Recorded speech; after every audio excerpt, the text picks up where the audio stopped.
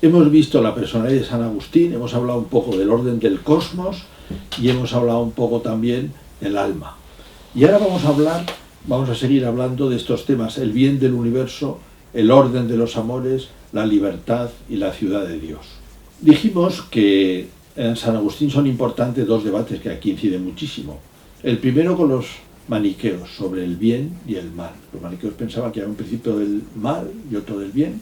En el mundo, una parte del mundo actúa el principio del bien y otra parte el principio del mal, un dualismo. También pensaban que el ser humano estaba hecho ahí, con esas dos. Y en cambio los pelagianos eran una especie de estoicismo cristiano, que luego volveremos a él al hablar de la libertad. Bueno, todo el universo está ordenado por la creación de Dios, todo. Entonces, y por tanto todo es bueno. Entonces, ¿dónde está el mal?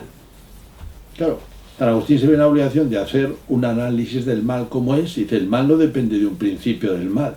¿Qué es lo malo? Lo malo solamente todo es bueno. Lo que pasa es que el mal se puede pedir de distintas maneras. Uno, es bueno, pero es deficiente. Un bien al que le falta algo. Podríamos decir, desde los ejemplos más elementales, que dice: un plato de lentejas es bueno, pero no tiene sal. Bueno, ya no es tan bueno, ¿no? O no tiene salsa, ya no es tan bueno, no tiene lo que tendría que tener. Un hombre perfecto, sí, pero le falta un ojo. Hombre, pues realmente no es tan perfecto, no es tan bueno, ¿no? ¿Y ahí qué es lo que tiene de malo? Simplemente es una deficiencia. Pues eso también pasa en los actos, o pasa en las personas. En los actos, esto debería haber sido así, le falta algo. La persona, este hombre sería bueno, sí, y luego además decimos, de un bien deficiente, puede ser porque le falta algo, puede ser por desorden también, porque una cosa es querida de una manera desordenada. Para San Agustín es importantísimo el orden de la realidad, y el ser humano que está puesto en el medio, hemos dicho, tiene que ser un ser humano que intenta conocer a Dios, que intenta cumplir su voluntad, que intenta dirigirse al fin último, que es el bien, y obrar siempre bien, y que intenta evitar el mal. Cuando se produce un desorden, cuando algo se quiere por encima de, ahí aparece el mal. Las cosas son buenas. Ponemos el ejemplo que lo pone él, del dinero. El dinero es bueno, pero yo lo puedo querer desordenadamente. Y entonces mi querer es malo. Se convierte en malo. El ser humano, con su libertad, en este mundo que es bueno, es lo único que puede desordenar el mundo, porque todo lo demás está ordenado. Es lo único en el universo que puede desordenarse. Diríamos también los ángeles, pero pues son libres. Pero dentro de aquí, este universo que conocemos, solo el ser humano puede desordenarse. Entonces, en el fondo, la causa del mal en el mundo está relacionada con el pecado del hombre. Es lo que piensa San Agustín. Eso es lo que origina todo tipo de males, y también lo ve ahí esto en el Génesis, cuando se cuenta el pecado original y que el mundo deja de ser un paraíso. Estamos en un mundo que es bueno, pero al cual se ha introducido quiebras y desórdenes. ¿Qué tipo de quiebras y desórdenes? En primer lugar, la del ser humano, que ya no se dirige a Dios. Ya no se dirige a Dios. Muchas veces nos dirige a Dios. Y la voluntad se ha torcido y queda como mal inclinada. Ya no se dirige a Dios y ordena todo. Entonces, cuando la parte de arriba, que es el alma, la parte superior del alma, no queda ordenada a Dios, la parte inferior se revela. Dice, la parte inferior, que son todos los movimientos psicológicos, se revelan y adquieren una cierta independencia.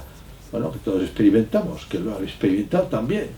Una independencia de que uno siente tentaciones, impulsos, que a lo mejor no querría sentir o querría tener ordenados, y que ve que no son tan fáciles de ordenar, de todo tipo, impulsos de violencia, impulsos de comer lo que no le conviene o cuando no le conviene, impulsos de sexo, impulsos de comodidad, de pereza, aquello no está suficientemente ordenado.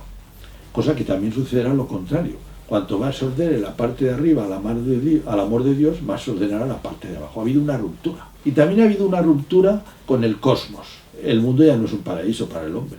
Muchas veces, bueno, son cosas maravillosas, pero muchas veces también son incómodas o son molestas o nos hacen daño, ¿no? Cuanto más se aparta el alma de Dios, más se rompe por dentro y, digamos, en cierta manera, más se desordena dentro del cosmos.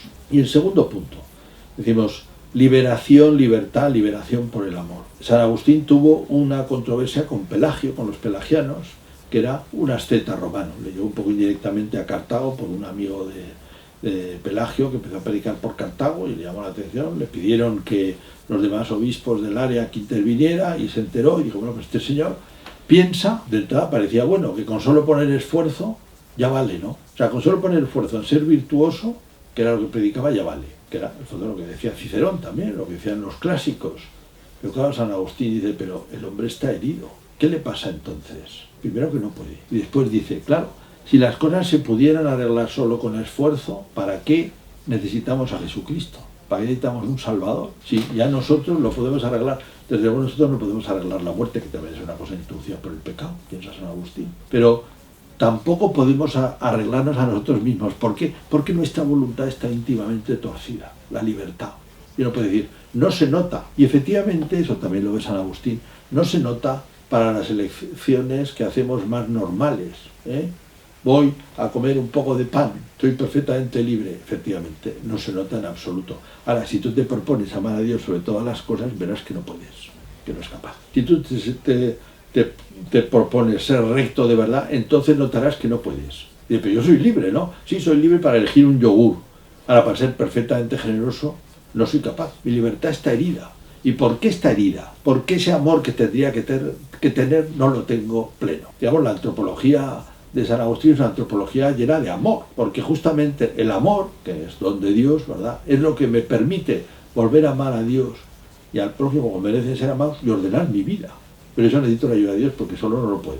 Entonces, claro, por una parte, habla muy bien de cómo es la libertad, porque la expresa muy bien con todo este juego, aquí no he hecho nada más que mencionarlo, ¿verdad?, con todo este juego de cómo se mueve, de cómo reacciona, hace una especie de análisis psicológico precioso, ¿verdad? Y al mismo tiempo pone este tema misterioso, decimos, esto no es filosofía, bueno, es experiencia, ¿verdad?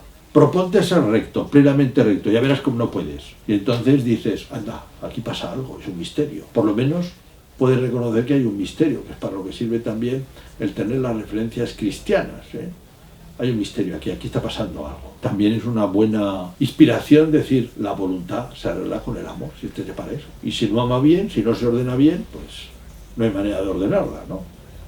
Bueno, y esto conecta con el tercer punto, que son el de Civitate Dei. Decimos que es la reflexión que San Agustín hace sobre la historia y los efectos de la historia, precisamente, tarda muchos años, cuando cae Roma y acusan a los cristianos de que por su culpa la república, o el imperio, se ha corrompido. Con los dioses clásicos la mantenían y el dios cristiano la ha dejado hundirse, porque no es un dios verdadero, ¿no? Porque, digamos, han usurpado el orden que tenía el imperio romano, ¿no? Y además han saqueado Roma, han entrado en las basílicas, han destruido templos cristianos, los han saqueado, una barbaridad. Él ya había escrito un sermón que se llama Decidio Civitatis, el desastre de la ciudad. Y entonces eso le iba a hacer un repaso de la historia, que por un lado la recorre de muchas maneras, porque es un libro que tarda 12 años en escribirlo, va acumulando cosas de muchos tipos, pero sobre todo habla de el efecto, vamos a decir, histórico del amor. Es una famosa frase, ¿verdad? 2 amores hicieron 2 ciudades. El amor de sí mismo hasta el precio de Dios, la terrena. El amor de Dios hasta el desprecio, hasta el olvido de sí mismo, la celestial. 2 maneras de vivir. No quiere decir que sean 2 ciudades perfectamente distintas, porque en cada uno conviven o no estas 2 ciudades. Pueden convivir. Uno puede ser cristiano, tiene que ser ciudadano de las 2 ciudades. Un buen ciudadano de esta ciudad terrena, pero al mismo tiempo un buen ciudadano de la eterna. Y por eso en la terrena es capaz de poner orden, porque puede ordenarse interiormente, moralmente. Y entonces vivir como un hombre justo y honrado también en este mundo. Aquí hay una temática muy interesante en toda esta acusación, ¿verdad? Los cristianos ya habían sido acusados de traidores a los dioses, porque no adoraban al emperador ni los dioses clásicos. Muchas veces serán acusados después de tener otra obediencia, los católicos, de no obedecer solo al rey, obedecer al papa. Y hoy de nuevo nos volvemos a encontrar con que también se nos puede acusar a los cristianos de que no obedecemos a la ley que se está imponiendo o a los preceptos culturales que se están imponiendo mientras cambia la sociedad. No podemos asimilarnos, eso forma parte de la historia. Somos ciudadanos de este mundo y al mismo tiempo un principio de purificación. Todo esto permite a San Agustín hacer una teología de la historia, que por una parte cambia con respecto a la clásica, que era el mundo clásico, el mundo grecorromano, tenía una idea cíclica de la historia, pues el mundo se va moviendo por unos ciclos.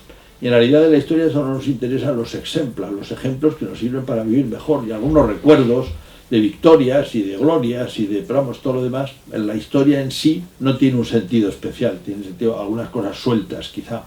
Mientras que San Agustín, claro, tiene un sentido cristiano. Aquí está relacionando una historia que es la de Dios desde la creación hasta la consumación. Y todo tiene importancia porque todo lo que pasa en una persona está delante de Dios. Hay dos grandes protagonistas de la historia, Dios y el ser humano. Y la historia va bien cuando el ser humano se orienta debidamente hacia Dios. Bueno, no he dicho nada más que 3 o 4 ideas importantes y un poquito de contexto de Civitate y la ciudad de Dios. Es curioso, bueno, que Santo Tomás Moro tuvo un comentario de la ciudad de Dios y luego modernamente hay dos filósofos judíos precisamente que han tratado de este tema. Karl Lewitz, que era discípulo de Heidegger, su tesis fue sobre la filosofía de la historia en San Agustín. Y Hannah Arendt trató el concepto de amor en San Agustín.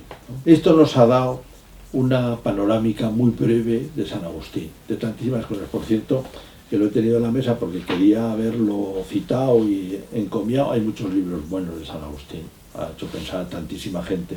Este que es pequeñito, es un libro precioso. Chadwick, Henry Chadwick, que era un profesor de Oxford, anglicano, tiene un compendio de San Agustín precioso, se dedica a la historia antigua y este está perfecto, es un libro perfecto. Wow. Entiéndase, libro pequeño, intenso, claro, ordenado. Bueno, también para excitar bueno, y por supuesto las confesiones, hay que leer las confesiones. Y conviene que sean ediciones bien traducidas y con fuerza, para poder, bueno, si puede en latín, claro, pero para poder ver la fuerza que tiene San Agustín. Estamos todavía, lo que hemos mencionado, todo está de pie, todo es válido. Por supuesto, San Agustín también hay otras consideraciones que son propias de su época, pero todo lo que hemos dicho nos hace pensar, 1600 años después, por cierto, que en el 2030 celebraremos el 1700, o sea, centenario de San Agustín, ¿no? Que murió en el 430, 1600 centenario de San Agustín, que bueno, en esas circunstancias, como he dicho, tan tremendas, en la ciudad de Hipona, rodeada por los vándalos, y que después será tomada y saqueada y salvada de milagro por su amigo Posidio, obispo también, amigo del alma, y que además, por cierto, también dejó él escrita, amigo presencial de los últimos momentos de San Agustín, dejó una pequeña vida de San Agustín que merece ser leída, que está en el primer tomo de las obras de Lavac, por ejemplo. Muy bonita, muy breve, fantástica. San Agustín no se puede perder de vista.